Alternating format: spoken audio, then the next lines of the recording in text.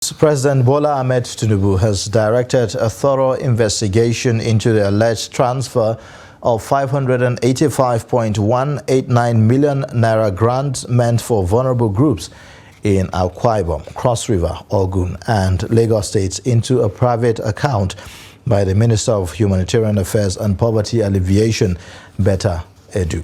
The president also promised to ensure that any breaches and infractions identified in the course of the investigation are decisively punished.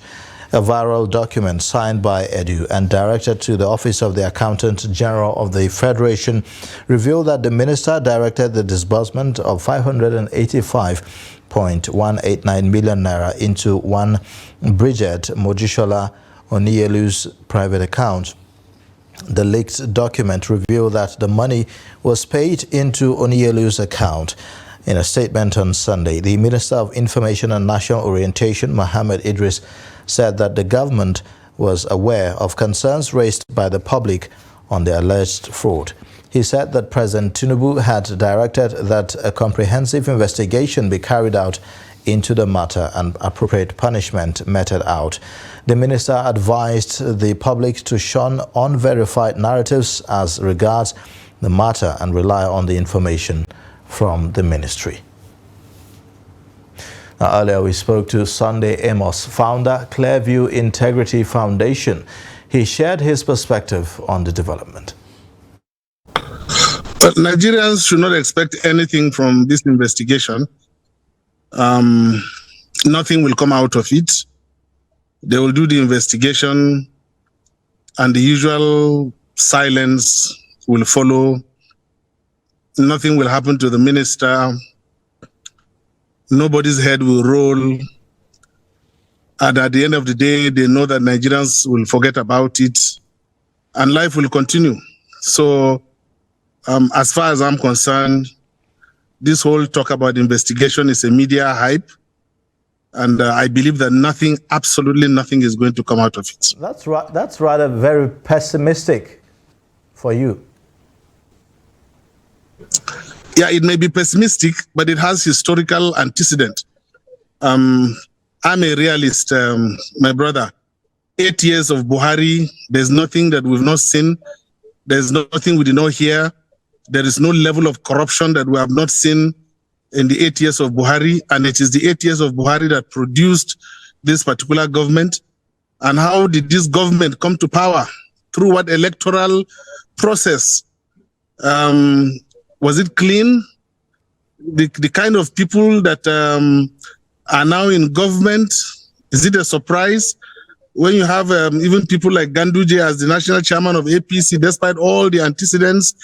So APC, I'm sorry, I may be very pessimistic, but with the antecedents of APC government, I do not expect anything to come out of this investigation.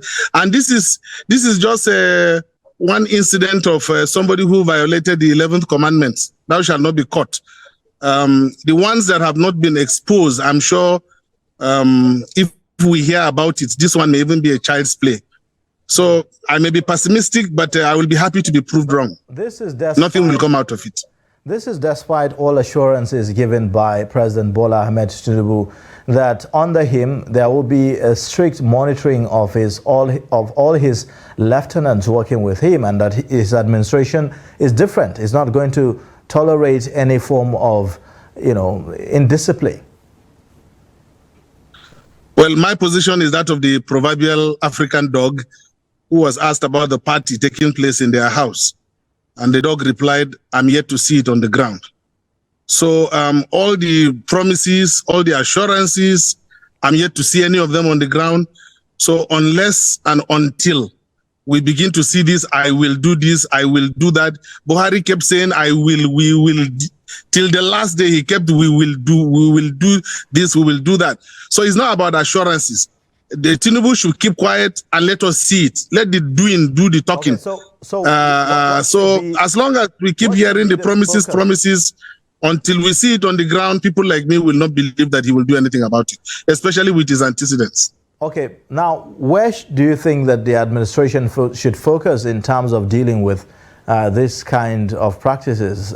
I mean, the Ministry of Humanitarian Affairs is not the only ministry where this is happening. So where should the energy be focused, really? And if there's a committee to investigate this, where should they be focusing on to ensure that all loopholes that encourage such practices are blocked? First and foremost, there is no need for any committee to investigate anything. We have sufficient anti-corruption bodies who are vested with these responsibilities. The EFCC is there, the ICPC is there, the Code of Conduct Bureau is there. What is the need to set up another committee? Let these bodies do their statutory work, and if they are serious about doing this work, these organizations should be able to handle this effectively and efficiently. But the mere fact that you see them leaving the EFCC and the IPC and setting up one amorphous committee like that, then you can be sure that the whole aim is to push everything under the carpet and they will keep quiet. And you know, in the previous years, my brother, the appointment of who heads the EFCC and the ICPC, you know, leaves much to be desired, because at the end of the day, if the president tells you don't go there, they will not go there. If the president says leave this, they will leave this. They have rendered EFCC and ICPC toothless bulldogs that they cannot do anything. So if we are serious about fighting corruption, then the independence of the EFCC and the independence of the ICPC and all the other anti-corruption bodies should be guaranteed. But this is not the case. The president holds the key to everything. So setting up a committee when we have these statutory bodies, for me, doesn't make any sense. So if the government is serious about fighting corruption, let the EFCC, the ICPC, and the CCB do their work, and let us see the results on the ground. But you are seeing the minister is even confident to say all the allegations are against her are just babas. She's even having confidence to talk back despite this matter being leaked to the public.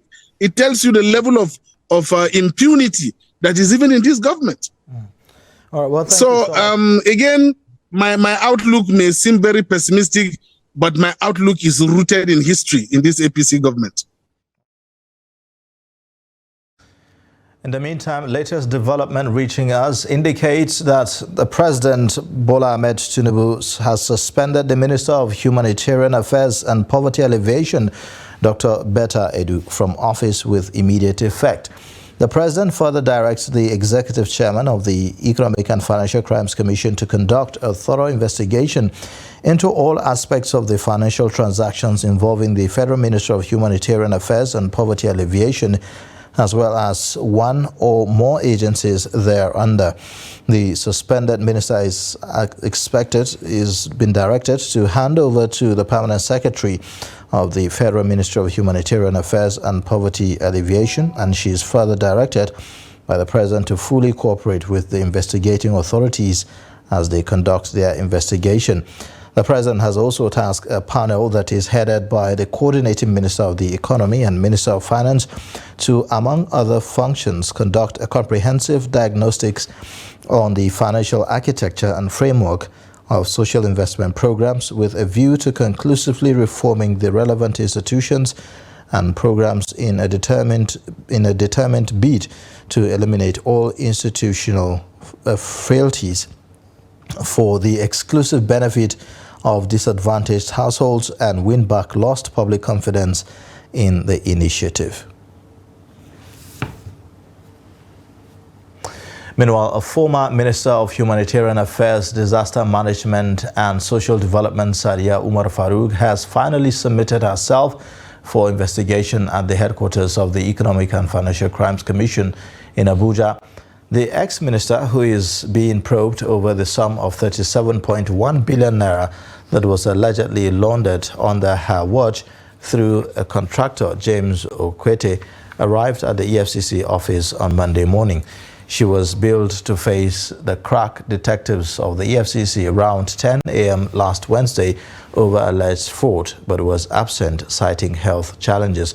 Sources said that some other officials who worked with her had equally been invited to provide an insight into how the affairs of the ministry were run in the last 6 years. However, a post via X on Monday morning said that the embattled former minister said that she had just arrived at the Commission's headquarters to offer clarifications. In her previous post on X, she had denied any complicity in the alleged crime.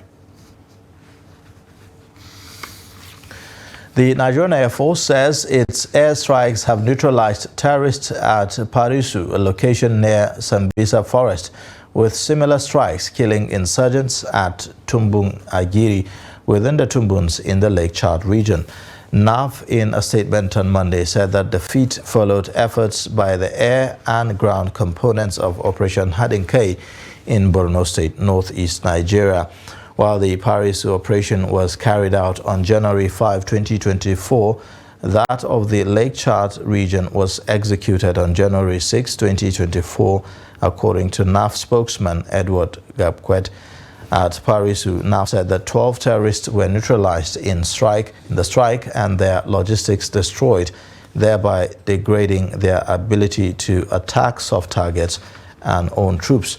For the Lake Chad region, NAF said that the precision strikes on the location led to the destruction of vehicles, motorcycles, as well as elimination of several terrorists.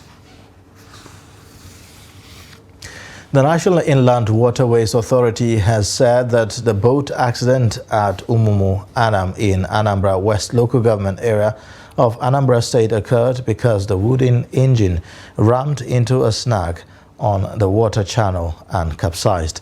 The authority disclosed that about 50 passengers were on board, adding that 8 persons were confirmed dead at the scene, while 38 others were rescued immediately. A statement signed by the General Manager, Corporate Affairs, NIWA, Jibril Dau, on Sunday said that the incident involved a passenger boat traveling from Ida in Kogi State to Onitsha in Anambra State. Although he said that the incident occurred between Thursday and Friday, the bodies of the victims, mainly women and children, were recovered on Sunday morning. It also noted that while recovery efforts were still ongoing, the authority will provide detailed information to public as soon as the field officers report back to the headquarters. One person has been confirmed dead after a fire outbreak hit an engine oil depot in Kano. Several buildings housing the facility were also destroyed by the raging fire. The depot, located at Hotoro Eastern Bypass is suspected to be a warehouse where adulterated fuel is being stored. Firefighters from the State Fire Service rushed to the scene to put out the fire as residents of the area fled for safety. According to an eyewitness, the fire outbreak occurred when an oil tanker believed to be loaded with adulterated oil arrived at the facility, leading to the death of one person. Although details on the level of damage caused by the fire are still sketchy, but property worth a fortune are believed to have been destroyed by the fire.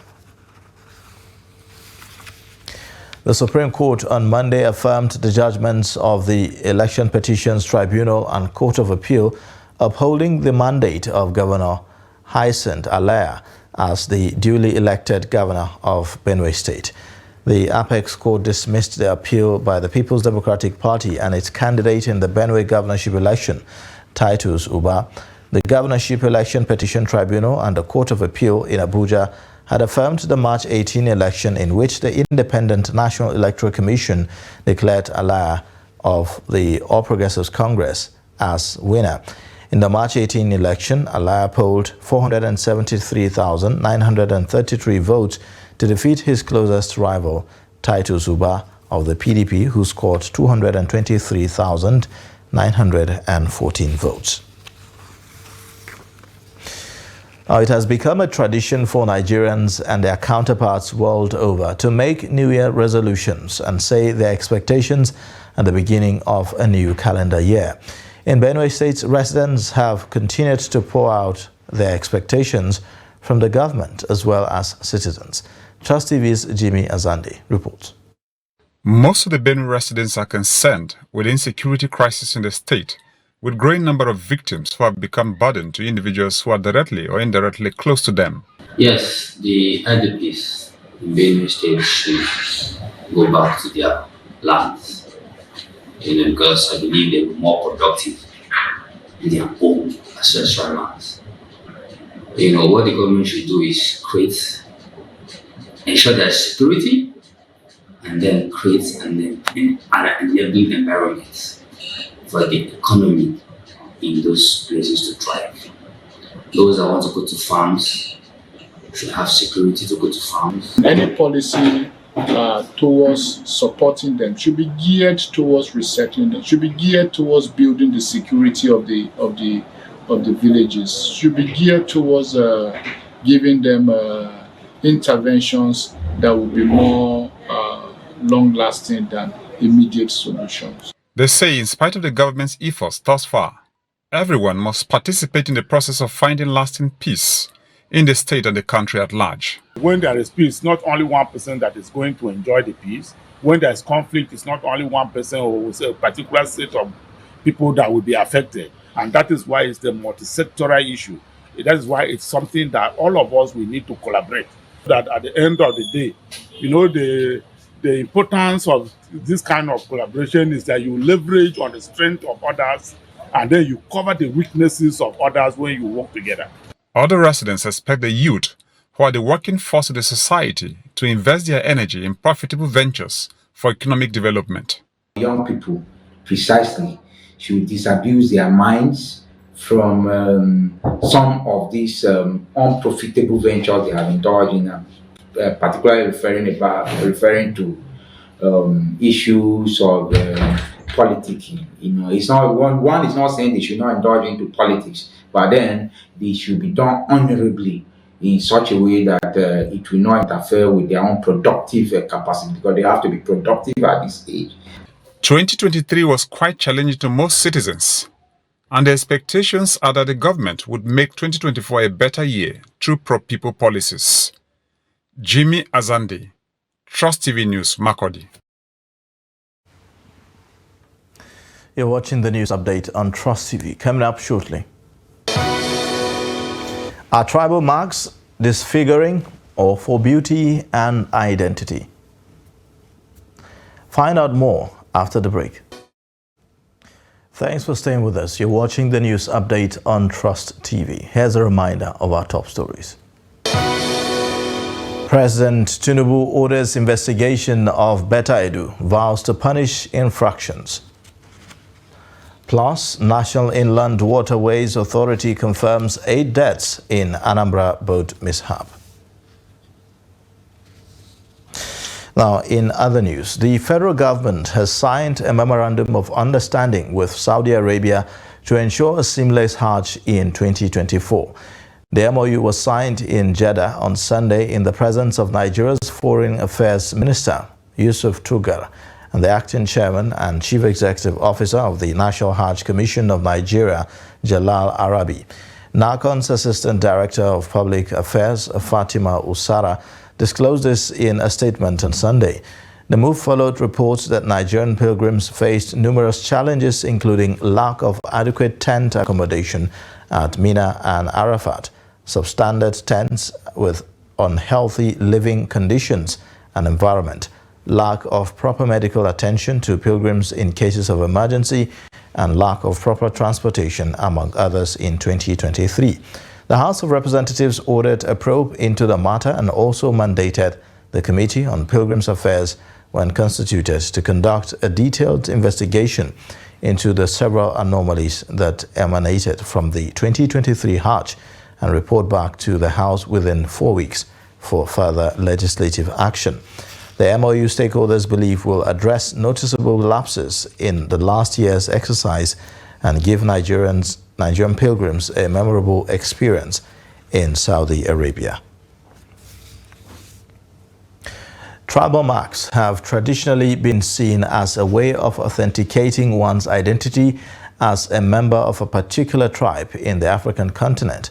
The facial marks are carved in different patterns and styles peculiar to a tribe. They are also considered a symbol of beauty and a rite of passage in some communities. However, the tradition is almost obsolete in many communities. Hassan Lawan Koli reports. Tribal marks are permanent facial or body marks that have been part of various African cultures, including Nigeria. The practice has spanned for generations. These marks are often unique to specific ethnic groups and are believed to represent tribal identity, beauty, and social status. Zane al'ada ne, al'adu ne na gargajiya na baya can da ake yi. Tribal marks are sanctuary-esque traditions. It is a way of recognizing the tribe, clans, and family members without even asking a person which tribe he belongs to. Wannan ba Babure ne, wannan ba Sokoto ne, wannan ba Gobiri ne, wanda daga zanen shine ake bambanta kabilu. It is quite unfortunate that globalization, together with modern child care systems, threatens these ancient traditions.